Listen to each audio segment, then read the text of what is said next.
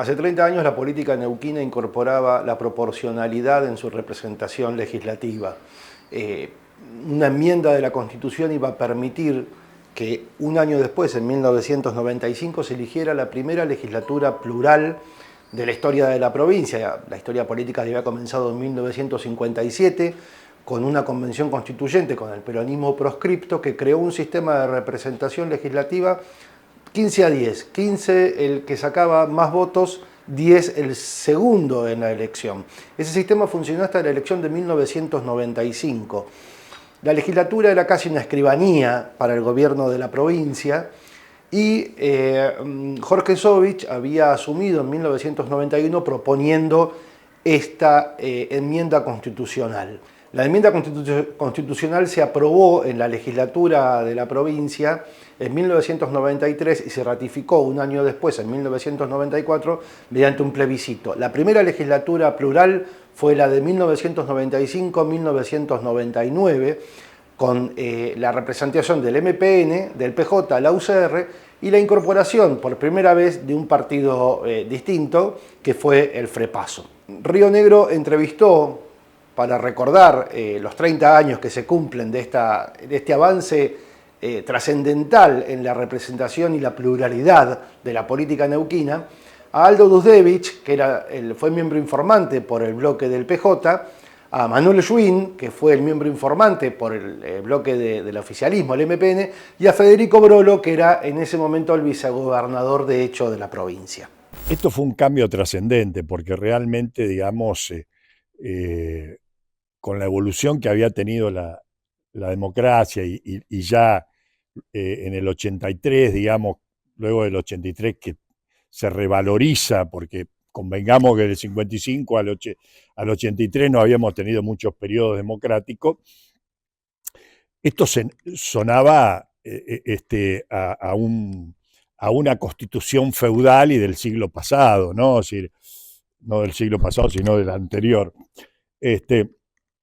Porque era una constitución, la constitución determinaba que tenían participación en el poder legislativo solamente la mayoría con 15 diputados y una minoría con 10 diputados. Es decir, históricamente, ahora ha cambiado la cosa, pero aquí digamos que desde el 83 en adelante, el movimiento popular neuquino era la mayoría, por así decirlo, tenía el 50% y el otro 50% se dividía entre radicales y peronistas. Eran tres fuerzas, ¿no? Y luego, cuando estabas en la Cámara, bueno, no había ninguna posibilidad en el 15-10 de que se produzca ninguna, ninguna situación que permitiera que la oposición tomara ventaja en algún momento, digamos.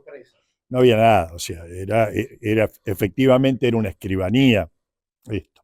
Así que cuando cuando Sovich gana la interna, que le gana a Luis Zapac, Sovich se presenta en ese momento, es la renovación dentro del propio MPN. Perón decía, lo mejor suele ser enemigo de lo bueno y lo bueno es lo posible.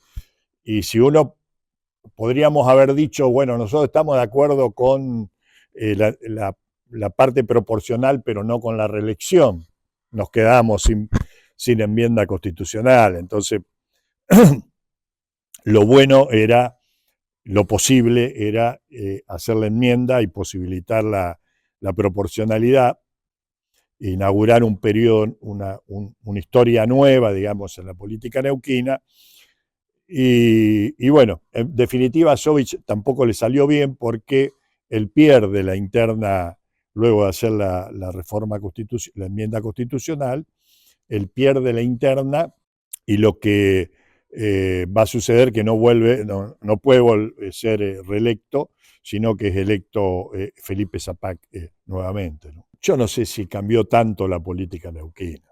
El MPN sigue siendo el partido mayoritario, solo que ahora lo que la proporcionalidad ha logrado, que multipliquemos la cantidad de partidos opositores, ¿no? Antes yo empecé diciendo, antes éramos tres partidos, dos nacionales y el partido provincial, radicales, peronistas y el MPN, y en las elecciones era 40 o 50% el MPN y el otro 50% nos dividíamos entre los peronistas y los radicales. Ahora sigue siendo el 40% el MPN y el otro 60% se distribuye en una multitud de partidos, muchos de ellos que ahora aliados al MPN, pero que tributan desde otros lugares. Bueno, digo, yo no sé si esto no ha producido un cambio sustancial. Sí, convengamos, que hace a la vida democrática de una sociedad la posibilidad de que una legislatura haya una representación plural.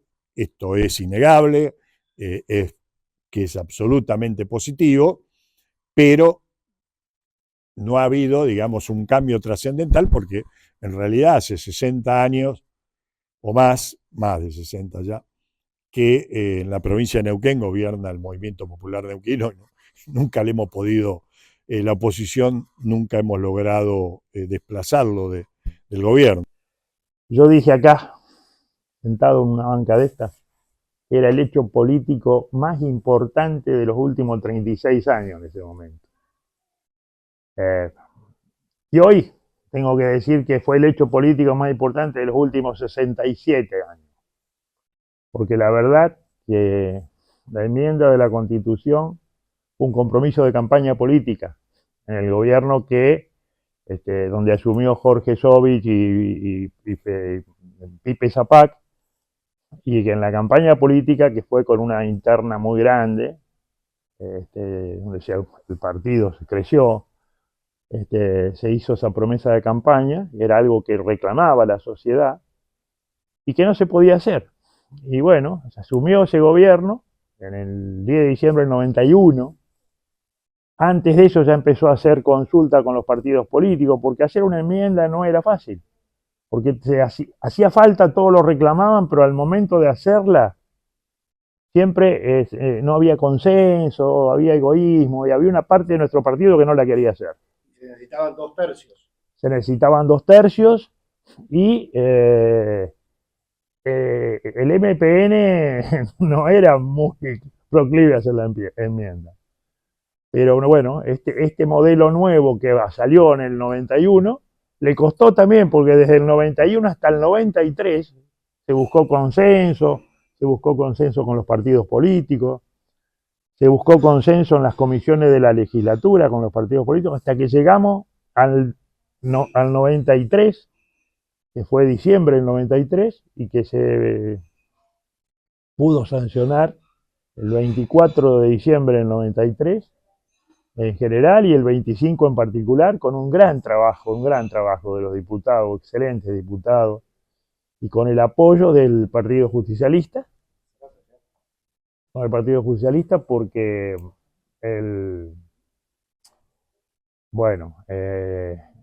los diputados del Movimiento Popular Neuquino, que pertenecían a la ortodoxia, no estuvieron de acuerdo, ¿no? Eso se ve en los diarios de sesiones. Hay que leerlos, los diarios de sesiones. Yo, como estos días estuve mirándolo, recordándolo, y realmente estoy orgulloso de haber podido ser miembro informante de esta enmienda de la Constitución. 15-10 era una gobernabilidad asegurada para el MPN.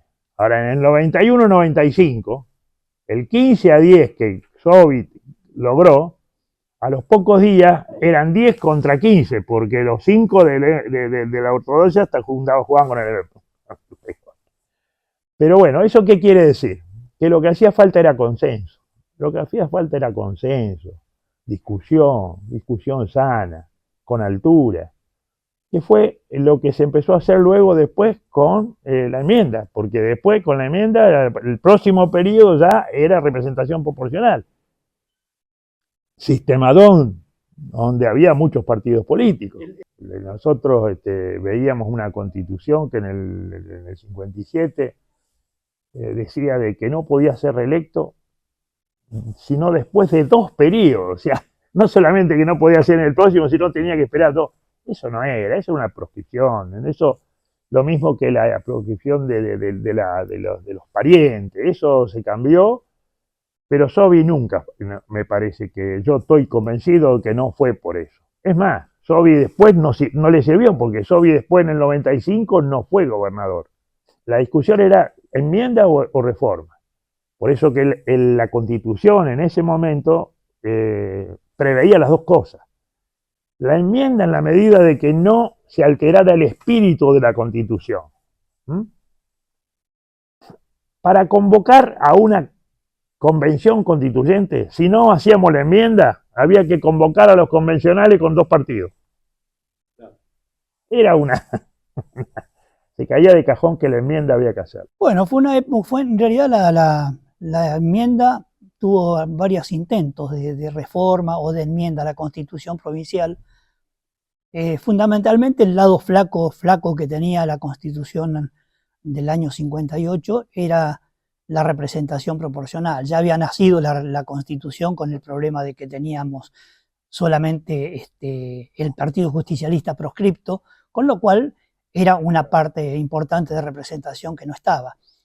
Así que esos intentos pudieron concretarse en el año 92, en realidad en el 91, ya con la campaña del MPN, el programa nuestro contemplaba la enmienda de la Constitución para incorporar minorías.